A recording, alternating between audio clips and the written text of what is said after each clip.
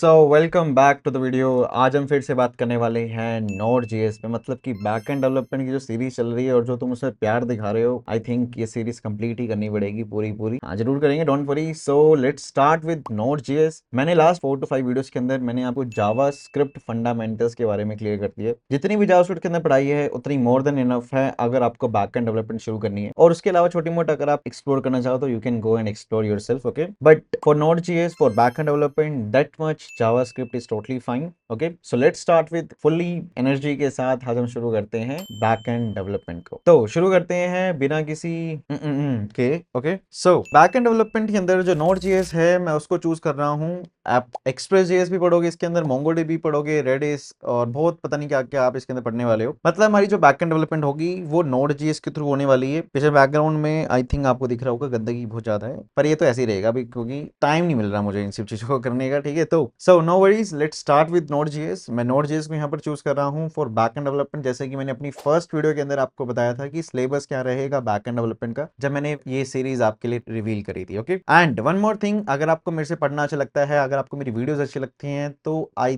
Think आपको मेरा teaching style, मेरा एक्सपीरियंस लेवल, मेरा सब कुछ आपको समझ आ गया होगा। Now if you want to get learn by me, if you want to get mentored by me, then there is a link in the description for my full stack generative AI course. आइए enrol करिए। ये सिर्फ 5 से 10 students होंगे इस batch के अंदर, ज्यादा नहीं, ओनली 5 to 10 स्टूडेंट्स। आइए एनरोल करिए। मैं आपको end to end, scratch to full stack तक आपको लेके जाऊंगा। एआई टूल्स को बनाएंगे हम इसके अंदर, full stack front end advance level तक, full stack back end advance level तक। एट द एंड बहुत अच्छे अच्छे हम प्रोजेक्ट्स को बना रहे होंगे, एआई टूल्स बना रहे होंगे। आप उनको लॉन्च करो, डिप्लॉय करते हुए देखोगे आप उसे, और सब कुछ हम एक्सप्लोर करने वाले हैं। पूरा 1-to-1 कोर्स रहेगा, अराउंड 6 से 8 महीने इस कोर्स के अंदर लगेंगे। If you want to then just fill the form. Okay, so now let's start with node JS. Node JS होता क्या है वो समझते हैं। Okay,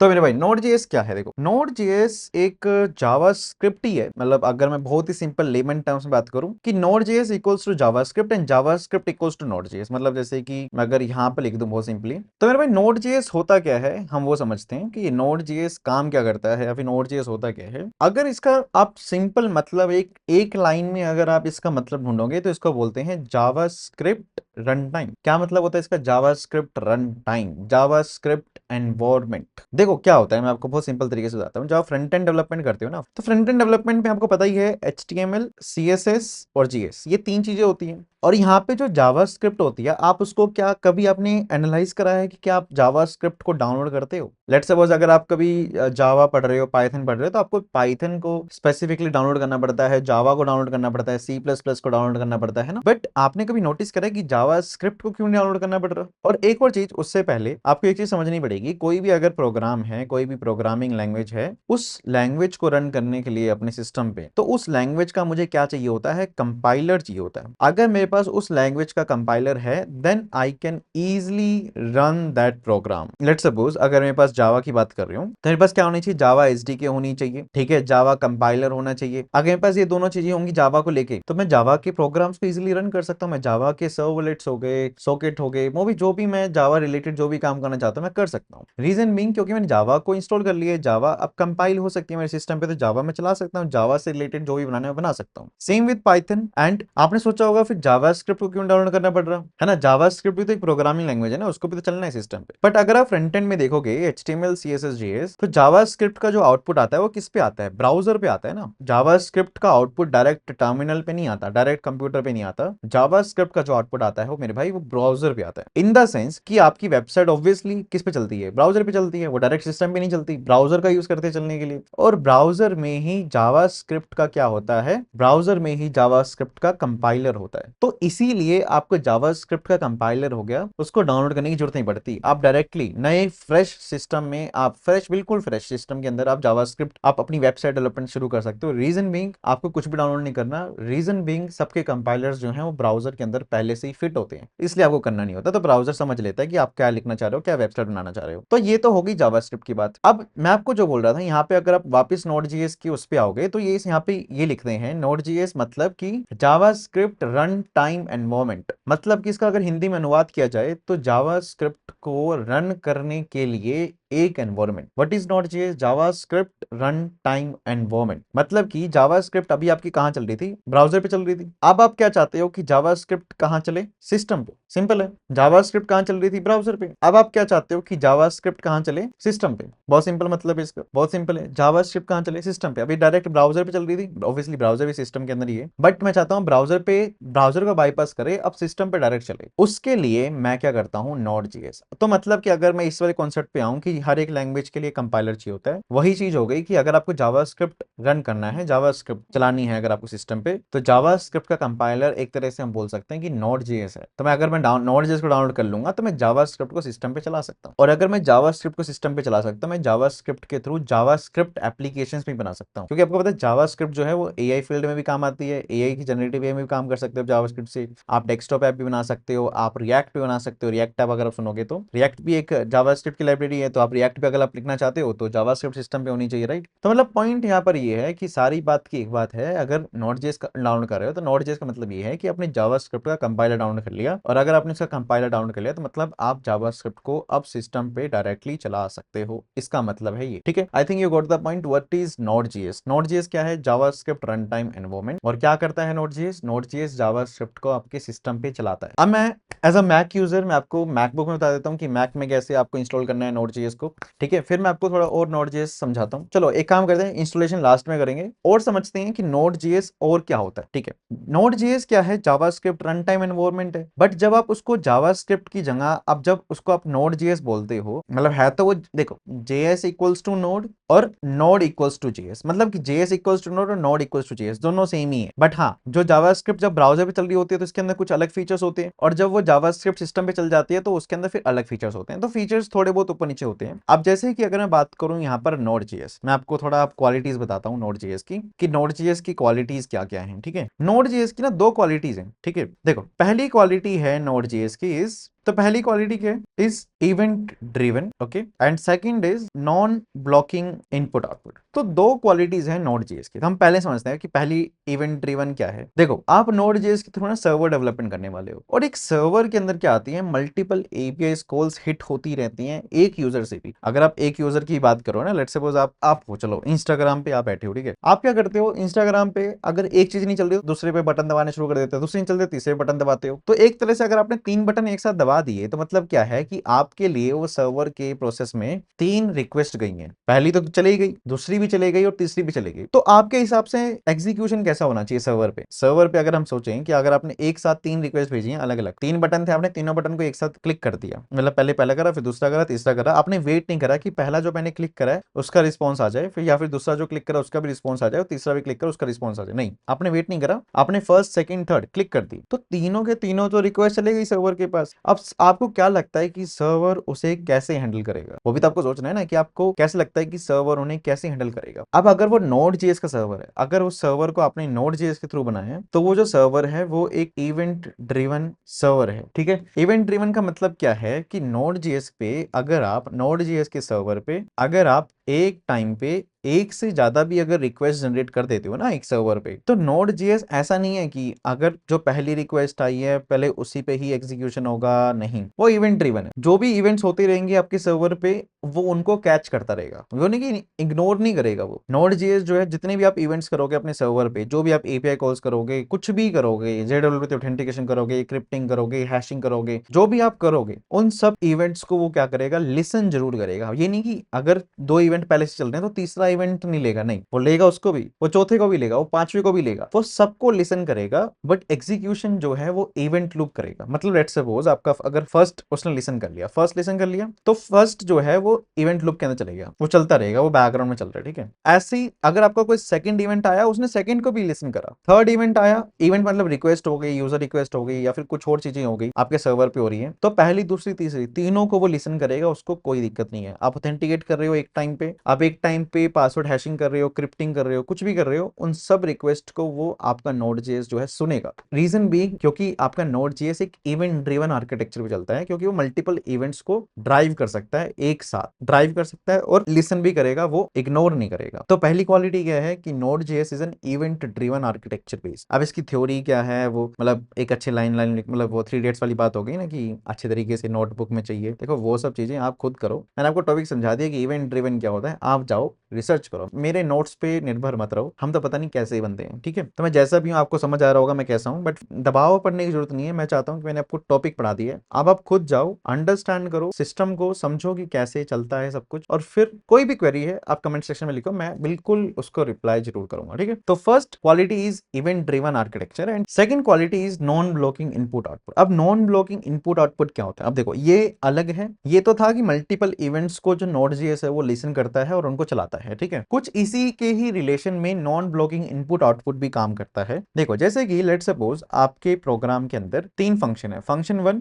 function 2, function 3। अब लेट सपोज आपका फंक्शन सबसे पहले, देखो एक लाइन में अगर देखा जाए तो सबसे पहले फंक्शन 1 आएगा, फंक्शन 2 आएगा, फिर आएगा फंक्शन 3। यही होता है, 3 फंक्शन अगर एग्जीक्यूट हो रहे हैं तो पहले फंक्शन 1, फंक्शन 2, फंक्शन 3 आएगा। अब लेट सपोज अगर आप Node.js प्रोग्रामिंग में आपने 3 फंक्शन बनाए, फंक्शन 1, फंक्शन 2 और फंक्शन 3, 3 फंक्शन बनाए। अब आप सोच के देखो कि लेट सपोज अगर फंक्शन 1 अगर 5 सेकंड लगा रहा है पूरा चलने में, पूरा लेट सपोज कुछ भी है उसके अंदर, एनीथिंग, हाँ एक बहुत बड़ी चीज हो रही है, तो लेट सपोज कि जो Node.js में जो ये पहला फंक्शन है ये 5 सेकंड लगा रहा है, ये 10 सेकंड लगा रहा है, तो आपको क्या लगता है कि जो Node.js है उसको क्या वेट करना चाहिए 5 सेकंड का या नहीं करना चाहिए? आपको क्या लगता है कि क्या Node.js को 5 सेकंड का वेट करना चाहिए या नहीं करनी चाहिए? ऐसे ही सेम फंक्शन 2 के साथ भी है। क्या फंक्शन 2 के लिए उसको लेट्स सपोज उसमें भी 5 सेकंड लगने वाले हैं, तो क्या उसको 5 सेकंड का वेट करना चाहिए नहीं करना चाहिए? इनपुट आउटपुट के लिए जो भी फंक्शन आउटपुट करने वाला है उसे 5 सेकंड लगेंगे, तो क्या Node.js वेट करेगा इस पे? क्या लगता है? नहीं करेगा। रीजन बीइंग, क्यों नहीं करेगा? रीजन बीइंग है क्योंकि Node.js is a non blocking input output architecture based,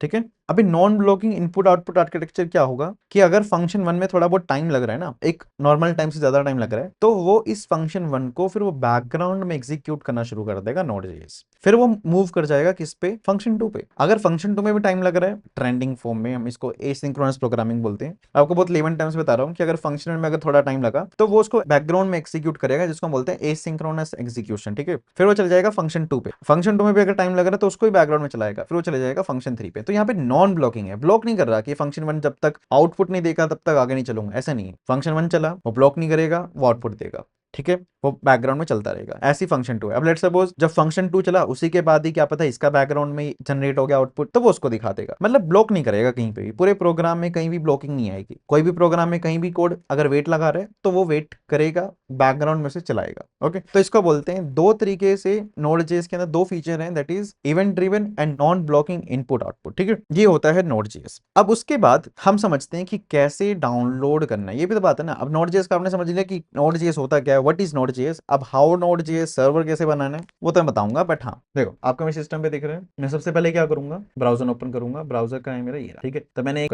browser मैंने ओपन कर लिया, ठीक है। ऐसे ही आप ही ओपन कर लेना। अगर आपके पास मैक ओएस है तो बहुत ही बढ़िया, वैसे मैक इतना अच्छा नहीं है आज के टाइम में, मेरा अगर पर्सनल रिव्यू अगर आप देखोगे तो Mac is not good, hang होता है बड़ा, शायद इसलिए होता है, मे बी मैं ज्यादा काम करता हूँ शायद तब हैंग होता है, बट मेरे लिए तो हैंग हो रहा है, ठीक है। कोई नहीं, मेरे को आई थिंक मुझे प्रो वर्जन पे जाना पड़ेगा तभी चलेगा, ठीक है, ठीक है। तो हम डाउनलोड करते हैं Node.js को। आपको सर्च करना है Node.js डाउनलोड, बहुत सिंपल, जैसे आप गेम डाउनलोड करते हो ना वैसे आप सर्च करोगे डाउनलोड एंड इंस्टॉल। जितने परेशान आप गेम डाउनलोड होने के लिए हो जाते हो ना, जैसे कि सिस्टम में अगर कोई गेम डाउनलोड करना है तो आप कितनी वीडियोस देखते हो, है ना, कि कैसे भाई इस गेम को डाउनलोड करना है, कैसे GTA 5 का क्रैक वर्जन डाउनलोड करना है ना, उसी तरीके से आपको इसके लिए परेशान होना है और यहाँ पे जाना है, फर्स्ट लिंक पे क्लिक करना है और आपको Node.js डाउनलोड करना है। यहाँ पे सबसे पहले आप वर्जन सेलेक्ट कर लो, जो वर्जन है आप अभी LTS वर्जन पे लाओ, ठीक है। LTS वर्जन पे जाओ और अपना सिस्टम सेलेक्ट करो, मैक ओएस, विंडोज, लिनक्स जो भी है, और एनवीएम रखो अभी के लिए, और with NPM, using NVM with NPM. ये बिल्कुल बेसिक चीज है, आपको ये चीज होनी चाहिए, ठीक है। एनपीएम इज समथिंग लाइक, जैसे अगर नोड के पैकेजेस को अगर मैनेज करना है तो एनपीएम यूज करते हैं। जैसे पाइथन में अगर आपने देखा तो पाइथन में क्या होता है, पिप कमांड होती है ना, तो पिप के थ्रू इंस्टॉल होती है पाइथन के पैकेजेस, वैसे ही कुछ अगर आप Node.js में बात करोगे तो Node.js में एनपीएम होता है, ठीक है। एनवीएम जो है ये डाउनलोड करने में हेल्प करेगा आपको Node.js को, ठीक है। अब आप ऐसे करोगे तो उसके बाद आपको .pkg पे क्लिक कर देना, ठीक है। जैसे ही .pkg पे क्लिक करोगे आपका जो Node.js है उसका एक पैकेज इंस्टॉल होना शुरू हो जाएगा, ठीक है। Okay, let's see. अगर आप इस विंडोज़ है तो आप दूसरे एक बार यूट्यूब पे जाओ, सर्च करो कि विंडोज़ में कैसे नोड.जेएस डाउनलोड करना है। मैं कोई बड़ी चीज़ नहीं है यार ये नोड.जेएस वोड.जेएस डाउनलोड करना। मैं आपको बता दूँगा अगर आपका नोड.जेएस डाउनलोड हो जाएगा तो आपको बताऊँगा कि कैसे वेरीफाई करना है कि डाउनलोड हो गया। अब जैसे मैंने इस पे क्लिक करा, ठीक है, ये ऐसा कुछ ओपन हो जाएगा आपके सामने और ठीक है, ये ऐसा करने के बाद कुछ ऐसे ओपन होगा। ये मैक में कुछ ऐसे ओपन होगा। कंटिन्यू करते रहना है, बहुत सीधा-सीधा कंटिन्यू करना है और कुछ नहीं करना, ठीक है। वैसे इंस्टॉल करते रहोगे, कॉन्फ़िगर करेगा, राइटिंग करेगा, डाउनलोड करेगा, रनिंग करेगा, जो भी करेगा ये बैकग्राउंड में इंस्टॉल करता रहेगा और एक मिनट में इंस्टॉल हो जाएगा। और जैसे ही मूव टू बिन कर दो इसको, इंस्टॉल हो गया। इंस्टॉल होने के बाद टर्मिनल पे आपको जाना है। टर्मिनल पे जाओ और यहाँ पे लिखो, बहुत सिंपल, यहाँ पे लिखिए आप node-v। node-v, जैसे आप node-v लिखोगे आपको यहाँ पे जो है एक वर्जन दिखेगा 24.7.0। अगर आपको ये वर्जन दिख जाता है तो मतलब बहुत ही बढ़िया है कि आपका नोड.जेएस डाउनलोड हो चुका है। वर्जन दिखना चाहिए, वर्जन हो गया तो मतलब नोड.जेएस डाउनलोड हो चुका है। ऐसे ही आप npm-v लिख दोगे तो आपको npm मतलब कि जो पैकेज मैनेजर है आपका, जो नोड.जेएस के पैकेज इंस्टॉल करेगा, उसका ही वर्जन आ गया तो मतलब आप npm के थ्रू पैकेज इंस्टॉल कर सकते हो। नोड.जेएस तो इंस्टॉल है ही। आपको दोनों चीज चेक कर लेनी है। अगर दोनों चीज आ गई सिस्टम पे तो इन द सेंस कि आपका नोड.जेएस डाउनलोड हो चुका है, ठीक है। इस तरीके से हम नोड.जेएस को डाउनलोड कर लेंगे। अब उसके बाद हम समझते हैं कि कैसे मैं नोड.जेएस के थ्रू किसी प्रोग्राम को रन करूंगा। ये भी तो समझना है ना कि कैसे यार Node JS, how Node JS is running JavaScript files, ये समझते हैं हम, ठीक है। तो थर्ड पॉइंट क्या है इस वीडियो का, is to understand how Node JS runs a JavaScript program. Okay, तो देखो सबसे पहले करना क्या है, फाइंडर पे जाइए आप, आपको अपना